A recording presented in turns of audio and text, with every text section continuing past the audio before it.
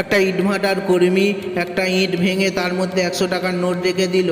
তারপর সে দৌড়ে গিয়ে মালিকের কাছে গিয়ে বলল, মালিক আমি 100 টাকা ইটের মধ্যে রেখে দিয়েছি। মালিক বলল, ঠিক আছে, বেশ ভালো কাজ করেছো, এবার আমরা অপেক্ষা করব কাস্টমার আসার জন্য। তখন একটা কাস্টমার 4 চাকা নিয়ে এলো। কাস্টমার এসে বলল, আমি অনেক ইট নেব, আপনার ইট ভালো হবে তো? তখন মালিক বলল, হ্যাঁ অবশ্যই ভালো হবে। তারপর আরও এই কথা বলল, আমার ইটভাটার অনেক ইটের মধ্যে 50 টাকা 100 টাকা বেরোবে, আপনি চেক করে নিতে পারেন। তখন লোকটা বলল, ঠিক আছে, চেক করে দেখাও। তখন মালিক তার কর্মীকে বলল, নে দেখা। কর্মী যখন ইট খুলে দেখালো, দেখলো ইটের মধ্যে টাকা নেই। তখন একটা লোক দৌড়ে এসে বলল, টাকা এই তো, এই ইটের মধ্যে 100 টাকা। ও লুকিয়ে রেখেছিল, যখন আমি দূর থেকে দেখে নিয়েছি।